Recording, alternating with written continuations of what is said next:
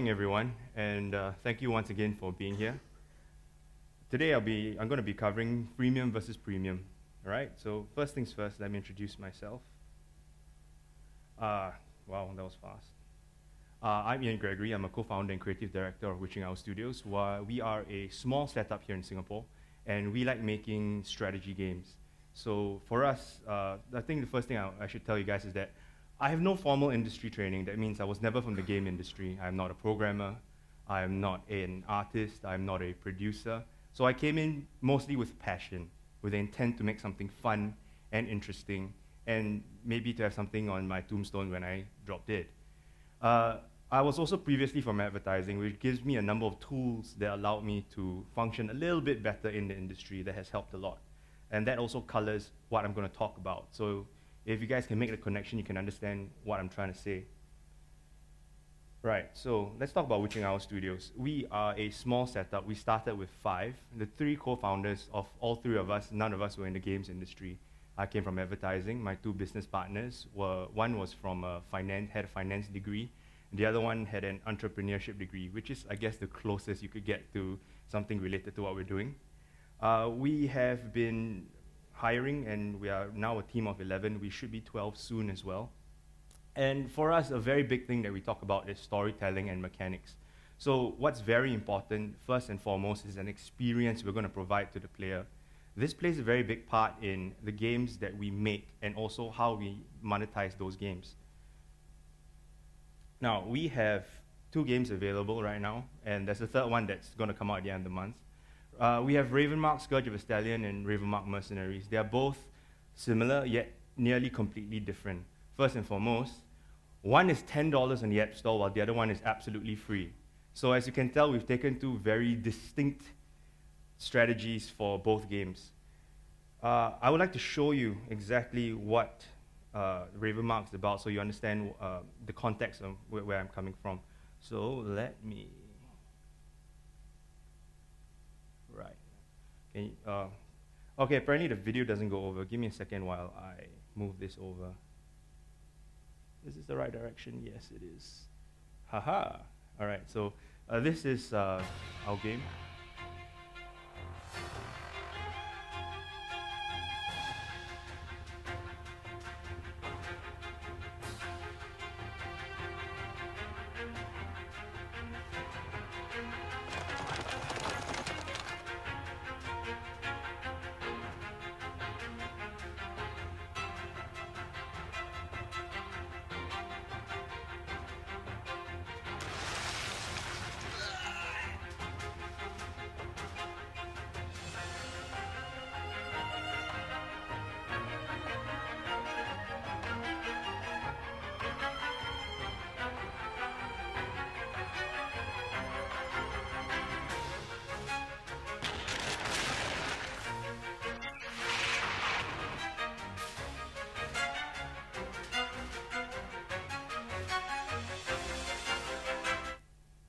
See what I can take this away.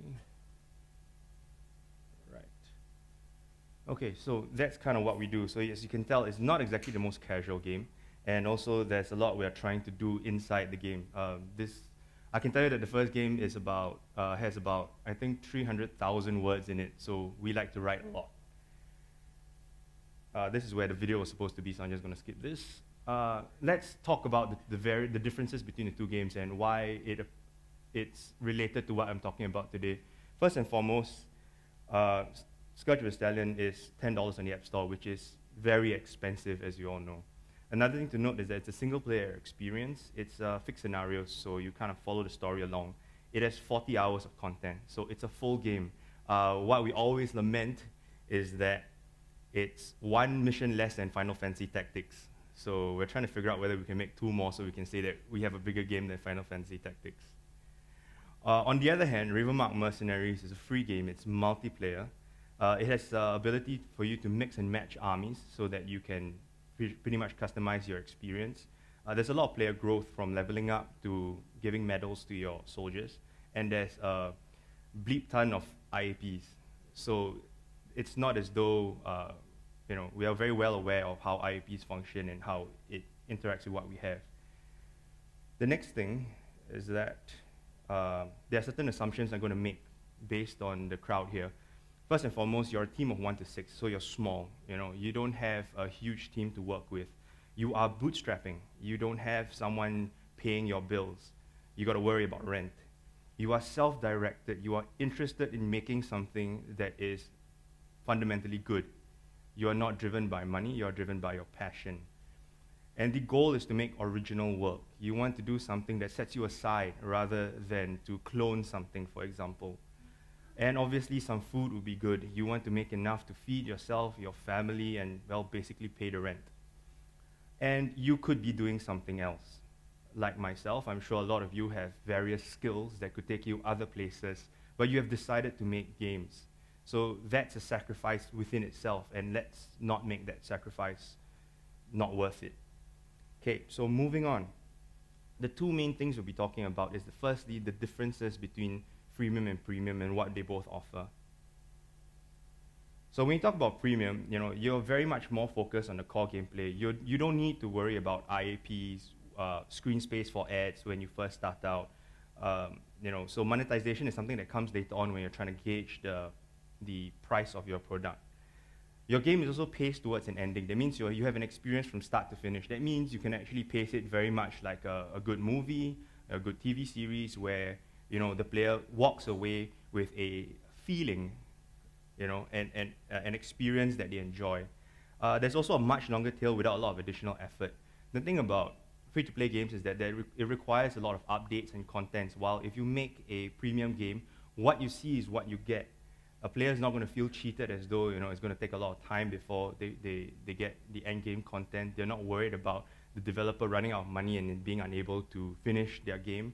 We put out a nice, fully polished, complete game, and that's the goal in premium. It also allows the team to move on to new projects and ideas very quickly. So when you're done, you put it out there, you can start on something new. If you are ADD like myself, you would like to do multiple different projects, this gives you the opportunity to, instead of always having to go back and fix things or add things so that you can maintain your revenue. So that's the big thing about premium. When we talk about freemium, you can see I made it nice and big for all of you. The main thing that it really gives you is unlimited revenue potential. You have an opportunity to make a huge amount of money. I was about to curse. The thing about it is that it's a lower barrier of entry for players. It's a lot easier to say, I'm going to pick up a game because I don't need to pay for it. In a sense, it also lowers the expectations. It's a free game. How good can it possibly be? So that means that you can get away with a little bit of shaving here and there. The thing is that it also trains you, all right, to think and design to monetize. So it's something where you actually have to think about, and it's good practice. And like I said, in direct opposite to a premium game, it requires updates to maintain a long tail. So if you want to squeeze every dollar and cent from your game, you've got to keep supporting it for a long time to come. Now, obviously, everyone wants to do freemium today. Every publisher you speak of will always ask about freemium. I can honestly tell you that every time I speak to anyone that's interested in doing publishing, they have asked about Mercenaries, my second game, because it's free to play. But what they don't get is that it's the first game that's paying for myself and my staff. All right, I will get to that in a bit as well. So I would like to point out that there are a few caveats to freemium. The competition is really stiff. You are fighting against AAA titles like Clash of Clans. All right, these are people that spend millions upon millions of dollars on user acquisition. So that means, unless you have that kind of clout, financial clout, you are in a very difficult position. Everyone is up against you, and it's the trend now, it's trending. Everybody wants to do this. That means all your VCs, all your Series A, they're going to go look for freemium games. So unless the money's in your pocket, you are going to be up against people with a lot of financial clout. There's also the data. The data is really sweet. The potential to do something great and big with all that is there. But the truth of the matter about data is that it tells you about what has happened and not what's going to happen. And it doesn't necessarily apply to what you are trying to make. And also there are articles that might be a little bit misleading. For example, I love this one over here. Per new study, 86% of gamers prefer free games with advertisements. Yes, very good. They don't tell you that the research paper was done by EA on EA players. Right. So the one thing you got to ask yourself is, what kind of game you want to make? Just because you want to make a game doesn't mean that it necessarily works in a freemium model or a premium model. So understanding yourself gives you an opportunity to figure out whether it's the right thing to do. What kind of demographic? Is the demographic you're working with willing to pay the amount you are asking for in either sector? That's very important, because without that research, you are going to, for example, make little old ladies pay $50 for a game they don't understand, or you're going to give hardcore players the impression that your game is pay to win when it's actually a skill-based game. What are your own goals? Do you want to get rich? Do you want to do something original? These things will color and define what you're trying to make. And also, what is your financial situation? If you are living month to month, you got to really think about where the next paycheck is going to come in. How are you going to do that? These are things that you need to think about before you actually decide what you want to do. Right, so if you want to do premium, a few things you need to understand is that it's all about picking the right demographic or the right people that understand exactly what you want in marketing to them only. So pick a slice completely to focus on. Do your mechanics properly. Your game must have something meaty in it that keeps them there. Understanding your players' need. How much time are they going to spend on your game at each session? And also, it's all about the pricing. This is a story I tell at every Casual Connect, so I'll tell it again anyway. The first Ravenmark was sold at a sale price when it first started at $2.99, and people were quite okay with that. When it reverted to its full price of $5, people were going, bloody hell, why is it so damn expensive? Well, we decided to go in the other direction and we increased it to $10, and then all the reviews came in, it's so worth it. So, it's about setting that value, of your game, how you treat your game. If you treat it well, it will return the favor as well. So premium, those are things you got to take care of if you're doing a premium game. However, if you're doing a freemium game, you got to do a bit more studying, because it's not just about game mechanics. There are a far larger part of business that's involved. You got to learn your basic economics. You have to understand what the game economics is going on, what your real-life economics are. You see those letters down there, ARPU, DAU, MAU, CTR. Yeah, I had to learn all this stuff.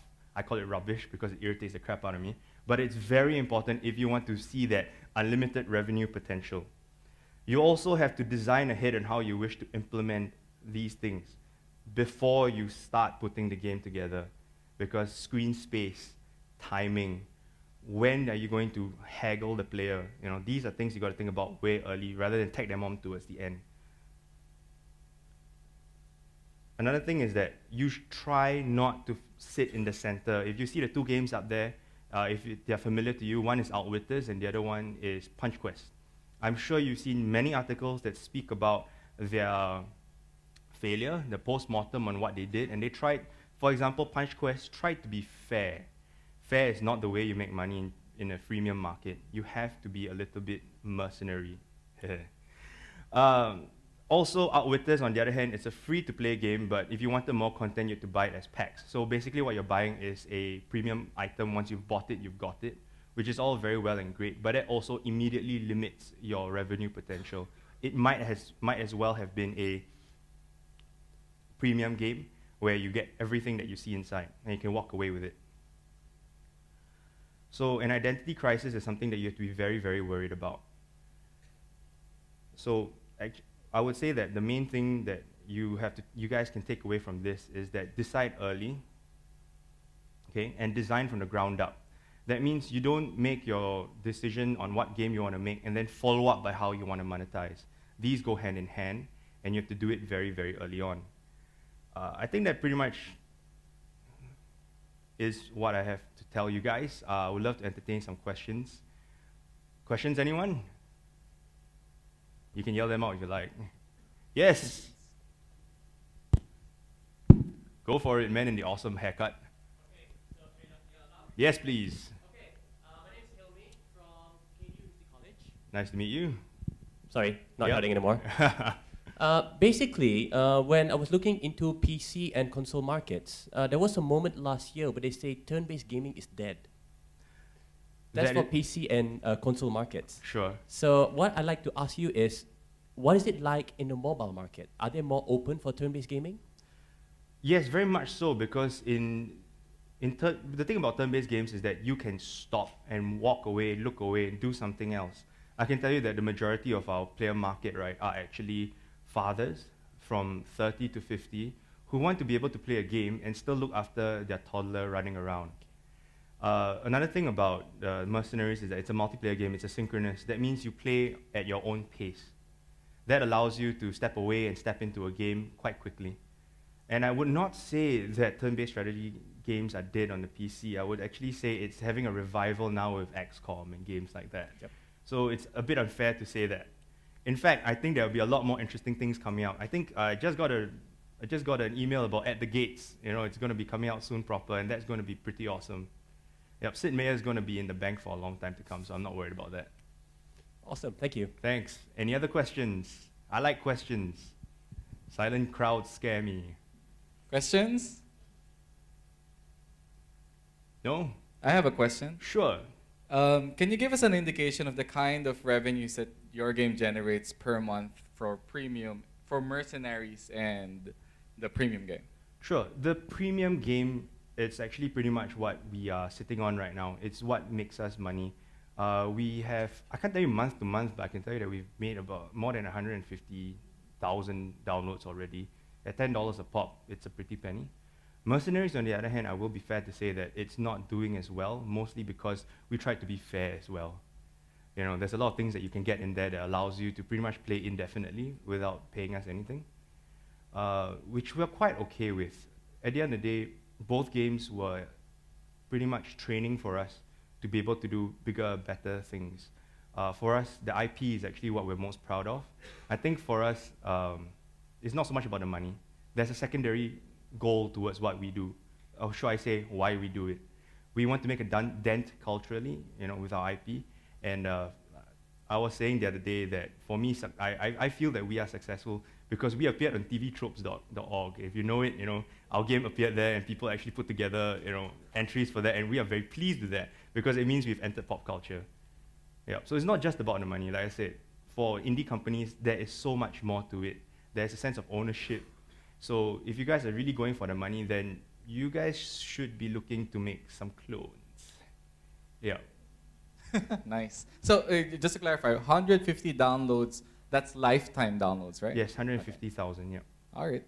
Then another follow-up question for me would be, how important is data analytics, right? So I understand that you said you showed a couple of acronyms there about ARPU and MAU. Yes. Maybe you can expand a bit more on that. We don't have a lot of time, but maybe you can expand a bit on that and how important that is if the developers here wants to go into the freemium business. Sure. The most important thing is to be able to dissect the data. So having the data means nothing. I can tell you that we have a live server that tracks all our games. All our games reply into the same server, and they all intermingle. So we've got a lot of data, and I can honestly tell you that we are only using probably about 15 to 20% of the data for our decisions because we don't understand the rest of the data. In fact, it's becoming a proper role in companies to pay somebody just to analyze the data because we get so much of it every day.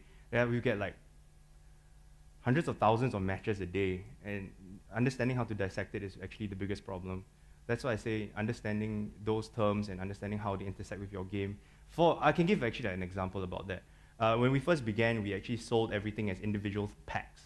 And we noticed that people were buying only certain ones. So what we did is that we created little packs, themed packs, with 1 or 2 brigades, armies that people like, and maybe one not so popular one. And we priced it for all 3, and people would buy that because thematically it made sense to them, plus they are getting a bit of a discount by buying all 3. So we are exposing people to less bought brigades by the way we are reiterating our data. Using our data to reiterate what we're selling. Yeah, so understanding is very important. I will honestly tell you guys that I'm terrible at data. I am uneducated. Okay, I enjoy pretty much just making games, and I leave it to my business partner Brian to deal with all this. Yeah, he will not be pleased to hear that. Please don't tell him. Yeah, I think that's all from me then. Thank you very much, everyone.